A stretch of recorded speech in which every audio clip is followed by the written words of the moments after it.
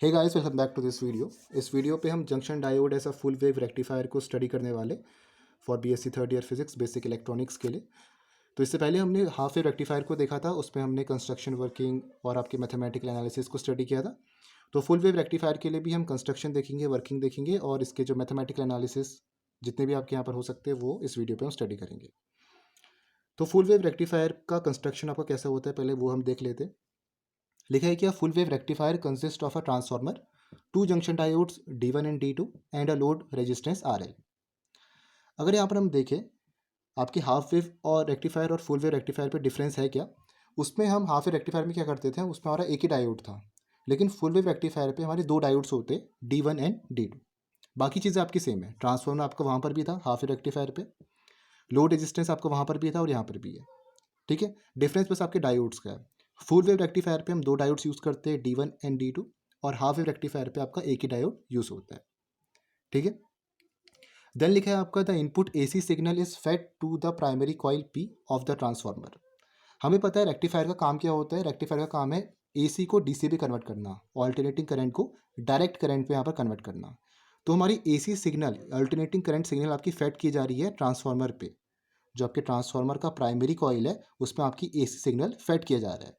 Transformer आपका दो coil से बना होता है, प्राइमरी और सेकेंडरी कॉइल। तो प्राइमरी पे आपका AC इनपुट यहाँ पर फेड किया गया है और फाइनली जो हमें यहाँ पर लोड रेजिस्टेंस के अक्रॉस हमें यहाँ पर एक DC वोल्टेज मिलेगी। तो बोला है the input AC signal is fed to the primary coil P of the transformer. Two ends A and B of the secondary S are connected to P ends of the diodes D1 and D2। दो ends आपके पास है secondary के, and ए और and B. तो diode D1 और D2 के जो P ends है वहाँ पर आपके दो पॉइंट्स कनेक्टेड है, पॉइंट ए और point B, secondary S coil के साथ। ठीक है, देन लिखा है the secondary is tapped at it central point T which is connected to the N ends of the two diode through the load resistance RL as shown. जो आपका secondary coil है वो आपका एक सेंट्रल पॉइंट T से tap किया गया जो कनेक्टेड है डायोड्स की एन एंड से, एन एंड से आपके यहाँ पर कनेक्टेड है। तो ये जो आपके पास डायोड है, ये जो आपका एरो यहाँ पर दिख रहा है ये आपका P वाला एंड है, और जो आपको एक स्टिक जैसी दिख रही है ये आपका N एंड है। और ये जो आपको एरो यहाँ पर दिखाई दे रहा है ये आपको बता रहा है कि कन्वेंशनल करंट आपकी कुछ इस डायरेक्शन पे फ्लो कर रही है, ऐसा आपको ये बता रहा है। ठीक है, तो ये जो आपका सेंटर टैप T है ये आपके N एंड से यहाँ पर कनेक्टेड है, इसमें आपका एक लोड रेजिस्टेंस RL भी लगा हुआ है। तो ये तो आपकी कंस्ट्रक्शन है। अब हम इसके वर्किंग पे जाते हैं। लिखा है कि at any instant the voltages at the end A and B of the secondary with respect to the center tap T will be out of phase with each other। ये बोला गया कि किसी इंस्टेंट पे एंड A जहाँ से आपका D1 पे AC सिग्नल इनपुट हो रहा है और एंड B जहाँ से आपका D2 पे AC सिग्नल इनपुट हो रहा है सेकेंडरी कॉइल के थ्रू। तो आपके यहाँ पर हो क्या रहा है, अगर उसको हम with respect to centre tap T देखें तो ये दोनों आपके यहाँ पर क्या है, किसी इंस्टेंट में आउट ऑफ फेज है। आउट ऑफ फेज कहने का मतलब जब हम इसकी वेव फॉर्म को यहाँ पर देखेंगे तो ये दोनों आपकी वेव फॉर्म है। वेव फॉर्म आपकी एक ही है और आपकी वेव फॉर्म है एट बी। तो वेव फॉर्म एट ए हम देखें तो ये आपको कुछ इस तरीके से जा रहा है वेव फॉर्म, और वेव फॉर्म एट बी आपके यहाँ पर कुछ इस तरीके से जा रहा है। तो दोनों आपके आउट ऑफ फेज है, एक का डायरेक्शन आपको ऊपर को और एक का डायरेक्शन आपका ऐसा है। ठीक है, तो दोनों आपके यहाँ पर आउट ऑफ फेज है। ये हमने बात करी थी फेज वेलोसिटी पे भी, क्वांटम मैकेनिक्स पे। तो अगर आपको वीडियो देखनी है तो देख सकते हो, वहाँ पर हम डिटेल पे देखा है इन फेज या आउट ऑफ फेज मतलब क्या होता है। तो ये आपके दोनों भी आउट ऑफ फेज है, इसकी डायरेक्शन यहाँ को जा रही है, उसकी डायरेक्शन आपकी नीचे को है, तो both are out of phase. ठीक है, तो ये बात आपकी कही गई है कि किसी इंस्टेंट पे जो आपके एंड ए और एंड बी है दोनों आपके आउट ऑफ फेज रहने वाले with respect to centre tap T. सब चीज़ हम सेंटर टैप टी के रिस्पेक्ट में ही देखेंगे। देन देखो क्या लिखा है, suppose during the positive half cycle of AC।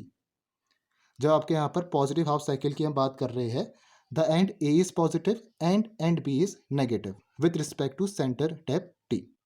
जब हम बात करें पॉजिटिव हाफ साइकिल की तो उसमें क्या हो रहा है, आपका पॉइंट A आपका पॉजिटिव है और पॉइंट B आपका नेगेटिव है। किसके रिस्पेक्ट में, सेंटर टैप T के रिस्पेक्ट में। ये हम पॉजिटिव हाफ साइकिल की बात कर रहे हैं। एक आपका पॉजिटिव हाफ साइकिल होगा, देन आपका नेगेटिव हाफ साइकिल होगा, पॉजिटिव हाफ साइकिल फिर नेगेटिव हाफ साइकिल। तो जब हम कह रहे हैं पॉजिटिव हाफ साइकिल है तो उस वक्त आपका पॉइंट A पॉजिटिव है और पॉइंट B नेगेटिव होगा with respect to centre type T। तो जब आपका पॉइंट A पॉजिटिव है, हमें पता है कि आपका डायोड D1 क्या होगा, फॉरवर्ड बायस होगा। ये हमें फॉरवर्ड बायस की डेफिनेशन से पता है, और हमने हाफ वेव रेक्टिफायर पे भी ऐसे ही देखा है कि जब आपका पॉइंट A यहाँ पर पॉजिटिव रहेगा तो डायोड D1 क्या रहेगा, फॉरवर्ड बायस होगा। इसका फॉरवर्ड बायस होगा तो करंट आपका इजीली फ्लो करेगा, रेजिस्टेंस आपका बहुत कम होगा। और हमें पता है पॉइंट बी यहाँ पर नेगेटिव है, पॉइंट बी नेगेटिव है, तो डायोड D2 आपका रिवर्स बायस होगा, इन्फिनाइट रेजिस्टेंस प्रोड्यूस करेगा और करंट आपका यहाँ पर बिल्कुल फ्लो नहीं करेगी। यही चीज़ बोली गई है। तो बोला है कि suppose during the positive half cycle of AC input the end A is positive and the end B is negative with respect to centre tap D। End A को मान लिया कि वो पॉजिटिव है और एंड B को मान लिया कि वो नेगेटिव है। Then the diode D1 gets forward bias. तो ऐसे केस में क्या होगा, जब एंड A आपका पॉजिटिव है तो D1 आपका फॉरवर्ड बायस हो जाएगा, और जब आपका B नेगेटिव है तो D2 आपका क्या होगा, रिवर्स बायस होगा। The diode D1 get forward bias and conducts current. जब आपका फॉरवर्ड बायस है तो करंट इजीली फ्लो होगी। और किस डायरेक्शन में करंट यहाँ पर किस पाथ में यहाँ पर करंट फ्लो करेगी, AD1XYTA, ये आपका पाथ यहाँ पर फ्लो करेगा। कौन सा, AD1XYTA। तो इस तरीके से आपका यहाँ पर पूरा कन्वेंशनल करंट आपकी यहाँ पर फ्लो करने वाली है, क्योंकि जो आपका D1 है ये फॉरवर्ड बायस है, उस समय आपका D2 में कोई भी करंट फ्लो नहीं करेगी जब आपका पॉइंट A पॉजिटिव है। ठीक है। देन लिखा है the diode D2 is reverse biased. जब आपका पॉइंट A पॉजिटिव है और पॉइंट B आपका नेगेटिव है तो D1 तो फॉरवर्ड बायस है, लेकिन D2 क्या होगा, रिवर्स बायस होगा। तो लिखा था diode D2 is reverse bias and does not conduct. तो उस समय आपका वो करंट कंडक्ट नहीं करेगा, क्योंकि इन्फिनाइट रेजिस्टेंस आपका प्रोड्यूस होगा जब पॉइंट B आपका यहाँ पर नेगेटिव है। तो अब ये तो बात आपकी पॉजिटिव हाफ साइकिल की है। पॉजिटिव हाफ साइकिल के केस में हमने क्या देखा कि D1 में आपका जो पॉइंट A यहाँ पर पॉजिटिव है और पॉइंट B आपका नेगेटिव है, तो D1 तो आपका फॉरवर्ड बायस हो गया और D2 आपका रिवर्स बायस हो गया। अब जब हम नेगेटिव हाफ साइकिल की बात कर रहे, हमने पॉजिटिव हाफ साइकिल की बात कर ली, अब हम नेगेटिव हाफ साइकिल की बात यहाँ पर करेंगे। नेगेटिव हाफ साइकिल में क्या होगा, हम उल्टा करेंगे, पॉइंट A को नेगेटिव मान लेंगे और पॉइंट B को पॉजिटिव मान लेंगे। तो पॉइंट A जब आपका नेगेटिव है तो D1 आपका क्या होगा, रिवर्स बायस हो जाएगा, तो कोई करंट फ्लो नहीं करेगी। पॉइंट B जब आपका पॉजिटिव है तो D2 आपका फॉरवर्ड बायस हो जाएगा, तो आपके यहाँ पर करंट D2 आपका फॉरवर्ड बायस होगा तो करंट आपकी इजीली फ्लो करेगी। और जब आपका D1 रिवर्स बायस है तो इसमें आपकी कोई भी करंट फ्लो नहीं करेगी। तो जब हम बात करते हैं नेगेटिव हाफ साइकिल की, तो लिखा है कि during the negative half cycle the end A becomes negative and the end B becomes positive. तो उस समय आपका एंड A क्या बन जाएगा, नेगेटिव बन जाएगा, और एंड B आपका पॉजिटिव बन जाएगा with respect to centre tap T। तो जब हम नेगेटिव हाफ साइकिल की बात कर रहे हैं तो उस वक्त आपका एंड A नेगेटिव है और एंड B आपका पॉजिटिव है। जब हम पॉजिटिव हाफ साइकिल की बात कर रहे थे तो एंड ए आपका पॉजिटिव था और एंड बी नेगेटिव था। अब हम बात कर रहे हैं नेगेटिव हाफ साइकिल की, तो उस समय उल्टा हो जाएगा, एंड ए नेगेटिव होगा और एंड बी पॉजिटिव होगा। ठीक है, एंड ए नेगेटिव है तो D1 आपका रिवर्स बायस, एंड बी आपका पॉजिटिव है तो D2 आपका क्या होगा, फॉरवर्ड बायस। ठीक है, रिवर्स बायस है तो कोई करंट फ्लो नहीं करेगी, फॉरवर्ड बायस है तो आपके करंट यहाँ पर इजीली फ्लो करेगी। नेक्स्ट क्या बोला है, the diode D1 gets reverse bias and does not conduct. जो D1 है जो ऊपर था आपका वो रिवर्स बायस हो जाएगा, तो कोई कंडक्ट यहाँ पर इलेक्ट्रिसिटी कंडक्ट नहीं करेगा। The diode D2 conducts current. Diode D2 आपका फॉरवर्ड बायस है तो करंट को कंडक्ट करेगा किस पाथ में, BD2XYTB में। मतलब कौन सा पाथ है, ये वाला पाथ, BD2XYTB, ये वाला पाथ आपके यहाँ पर करंट इसमें आपकी फ्लो करेगी। ठीक है, अब अगर हम ध्यान से देखें तो अगर यहाँ पर हम देखें तो लिखा क्या है, as during both half cycles. जब हम पॉजिटिव हाफ साइकिल भी ले रहे और जब यहाँ पर हम नेगेटिव हाफ साइकिल भी ले रहे, तो लिखा है as during both half cycles of input AC the current through load RL flows in the same direction, so we get a pulsating DC voltage across RL। जब हम दोनों हाफ साइकिल्स की बात कर रहे, जब हमने पॉजिटिव हाफ साइकिल भी देखा और जब हमने नेगेटिव हाफ साइकिल भी देखा, तो दोनों साइकिल्स में हमें क्या मिल रहा है, हमारे पास जो करंट है वो आपकी सेम डायरेक्शन पे फ्लो कर रही है। देखो जब हमने यहाँ पर क्या करा, जब हमने पॉजिटिव हाफ साइकिल लिया था तो पॉइंट A आपका पॉजिटिव था, तो उस समय आपकी करंट किस डायरेक्शन में फ्लो कर रही थी, इस डायरेक्शन पे, मतलब XY की डायरेक्शन में फ्लो कर रही थी। और जब हमने यहाँ पर पॉइंट B को पॉजिटिव माना, जब आपका D2 फॉरवर्ड बायस था, तो उस समय जो आपकी करंट फ्लो कर रही थी वो भी क्या कर रही थी, आपकी XY की डायरेक्शन में फ्लो कर रही है। देखो तो मतलब आपकी XY के डायरेक्शन पे ही करंट फ्लो कर रही है। तो ऐसे केस में हमें एक पल्सेटिंग वोल्टेज मिलेगी अक्रॉस द लोड RL। ठीक है, मतलब हमें पॉजिटिव हाफ साइकिल में भी और नेगेटिव हाफ साइकिल में भी दोनों पे हमें यहाँ पर दिखाई दे रहा है कि आपकी जो करंट है वो सेम डायरेक्शन पे फ्लो कर रही है, X to Y आपके यहाँ पर करंट फ्लो कर रही है अक्रॉस RL। तो हमें एक पल्सेटिंग DC यहाँ पर मिलने वाला है। तो अगर हम इसका वेव फॉर्म यहाँ पर देखें, नीचे मैंने वेव फॉर्म बना रखा है, तो ऊपर वाली जो आपकी दो वेव फॉर्म्स है ये तो आपकी AC इनपुट वाली वेव फॉर्म्स है, वेव फॉर्म एट A और वेव फॉर्म एट B, जो दोनों आपकी आउट ऑफ फेस है, जो अभी अपने पहले बात करी थी। अब नीचे जो आपको यहाँ पर ध्यान देना है, ये आपकी आउटपुट वेव फॉर्म है अक्रॉस RL, जो हमें आउटपुट में यहाँ पर मिला है, आउटपुट वोल्टेज।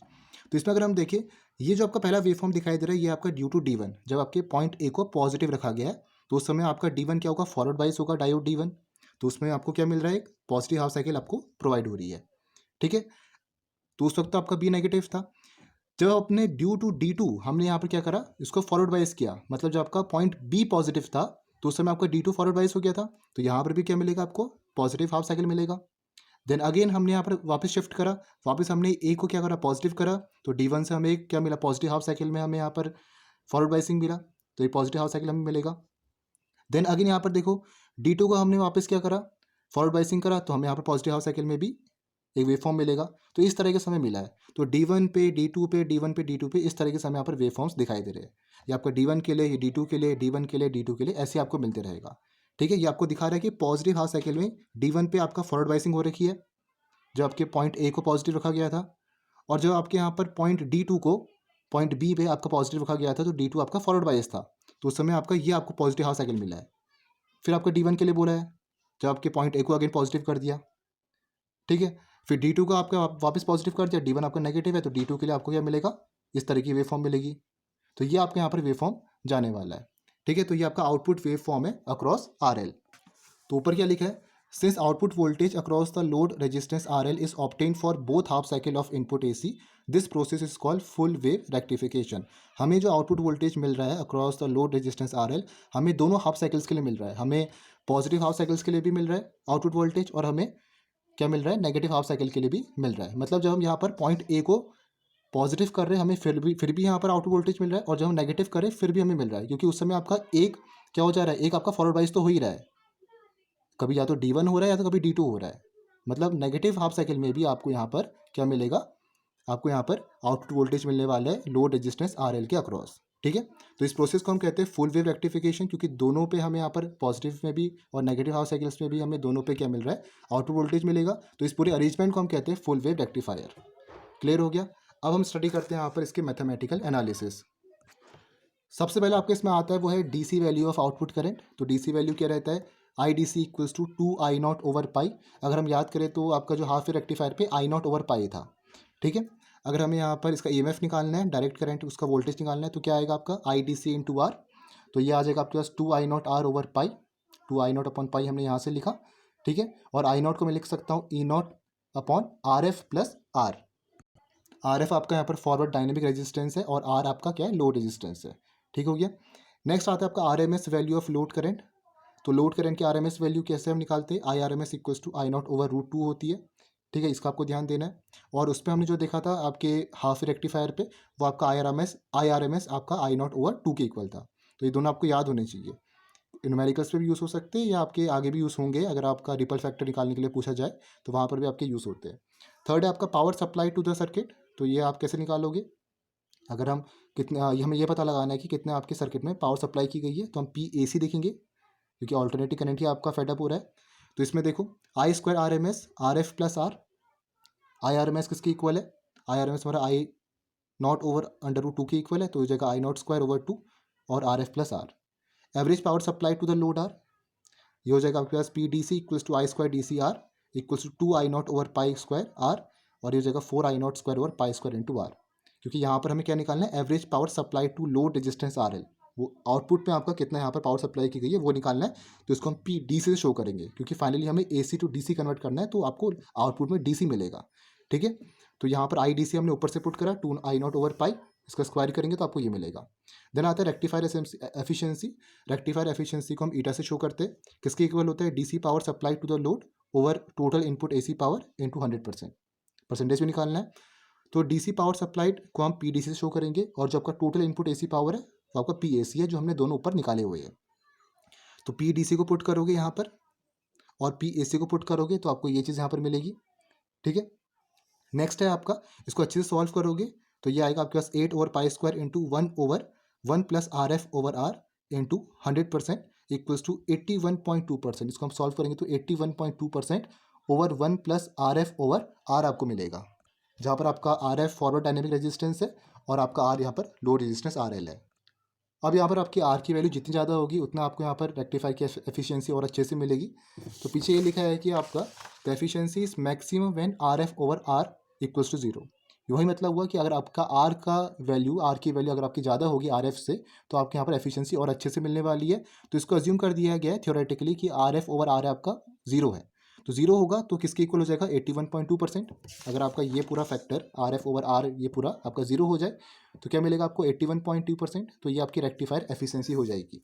ठीक है, और इसको अगर हम देखें तो ये आपकी डबल है देन हाफ वेव रेक्टिफायर, वहाँ पर आपकी 41.1% है और यहाँ पर आपकी 81.2% है। तो जस्ट डबल है। हाफ वेव रेक्टिफायर पे अगर आपको याद होगा तो 41.1% थी वहाँ हाफ वेव रेक्टिफायर पे रेक्टिफायर की एफिशिएंसी, और यहाँ पर 81.2% है, तो आपका जस्ट डबल है। तो ऐसा भी आपसे पूछा जा सकता है। ठीक है, सिक्स्थ आता है आपका रिपल फैक्टर। रिपल फैक्टर क्या होता है, वो आपको ये बताता है कि आउटपुट डीसी में आपके कितने आपके जो एसी कंपोनेंट्स हैं उनको यहाँ पर मेजर करेगा। तो उस एसी कंपोनेंट्स को मेजर करने के लिए आपका जो फॉर्मूला यहाँ पर यूज़ होता है उसको हम दिखाते हैं R=I0I-RMS/IDC के इक्वल। तो इसको हम लिख सकते हैं √I²RMS/I²DC-1। ये हमने जो पिछले जो रिलेशन हमने निकाला था हाफ रेक्टिफायर पे वहीं से हमने डायरेक्ट लिखा हुआ है। तो ये आपका R किसके इक्वल हुआ I-RMS/IDC =√I²RMS/I²DC-1।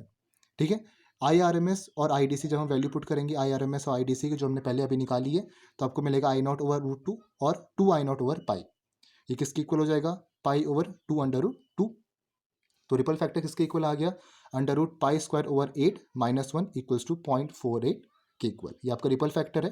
तो इसमें अगर हम देखें तो एसी कंपोनेंट आपका थोड़ा कम है in comparison to half wave rectifier. उसमें आपका 1.41 के आसपास आ रहा था, ये आपका 0.48 है, तो कम है आपका हाफ वेव रेक्टिफायर से। ठीक है, तो हम कह सकते हैं कि ये आपका एक अच्छा डिवाइस है और उसको आपके एसी को डीसी में कन्वर्ट करने के लिए। ठीक है, तो ये सिक्स फैक्टर आपका रिपल फैक्टर था। सेवन्थ आता है आपका peak inverse voltage. Peak inverse voltage क्या होता है, पीक इन्वर्स वोल्टेज आपका मैक्सिमम इन्वर्स वोल्टेज है जो आपके रेक्टिफायर को विथस्टैंड करना होता है नॉन कंडक्टिव पीरियड पे। तो अगर हम फुल वेव रेक्टिफायर की बात करें तो जो आपकी पीक इन्वर्स वोल्टेज है वो आपकी 2E0 के इक्वल होता है। तो लिखा है कि 10 इन फुल वेव रेक्टिफायर जो आपकी पीक इन्वर्स वोल्टेज है जिसे हम PIV से भी शो करते हैं अक्रॉस ईच डायोड, दोनों डायोड्स में D1 और D2 पे, वो आपकी 2 टाइम्स होती है मैक्सिमम ट्रांसफर वोल्टेज की। तो मैक्सिमम ट्रांसफर वोल्टेज आपका E0 है, तो उसकी दोनों 2 टाइम्स आपकी यहाँ पर आएगी दोनों डायोड्स में, D1 पे भी और D2 पे। तो ये आपका पीक इन्वर्स वोल्टेज होती है, न्यूमेरिकल्स में आपके डायरेक्टली यूज़ होते हैं। अगर हम हाफ वेव रेक्टिफायर की बात करें तो उसमें आपका E0 के इक्वल था, that means maximum transfer voltage के। लेकिन यहाँ पर आपके 2 डायोड्स यूज़ हो रहे थे तो हम 2 टाइम्स यहाँ पर E0 करेंगे, तो twice times of maximum transfer voltage के। इसकी इक्वल आपके यहाँ पर पीक इन्वर्स वोल्टेज रहती है। एट्थ आता है आपका वोल्टेज रेगुलेशन। वोल्टेज रेगुलेशन मतलब कि जो आपका आउटपुट वोल्टेज है वो आपका कांस्टेंट यहाँ पर रहना चाहिए। तो वोल्टेज रेगुलेशन को कैसे दिखाते हैं, E0 - EL/EL × 100%। तो इस तरीके से यहाँ पर वोल्टेज रेगुलेशन निकालते फुल वेव रेक्टिफायर पे। ठीक है, जहाँ पर आपका E0 क्या है, ये आपका आउटपुट वोल्टेज है बिना लोड के, और EL आपका आउटपुट वोल्टेज है फुल लोड पे। तो ये आपके दोनों यहाँ पर E0 और EL है, तो इन दोनों का आपका सब्ट्रैक्शन ओवर EL × 100%। इस तरीके से आपका वोल्टेज रेगुलेशन निकलता है जो आपको ये बताता है कि आपको कितना यहाँ पर जो वोल्टेज है वो आपकी सेम वोल्टेज है या नहीं है, किस तरीके से वेरी कर रही है। तो ये आपको यहाँ पर बताएगा, उस हिसाब से आपको पता चलेगा कि आपका ये जो रेक्टिफायर है ये आपके AC को DC, AC टू DC आपके अच्छे कन्वर्ट करेगा या नहीं करेगा। तो ये आपके 8 यहाँ पर मैथमेटिकल एनालिसिस थे जो इंपॉर्टेंट है, जो आपकी न्यूमेरिकल पे या डायरेक्टली भी यूज़ हो सकते हैं रीजनिंग के क्वेश्चंस पे। तो hope you like this video, मिलेंगे नेक्स्ट वीडियो पे। Thank you for watching this video.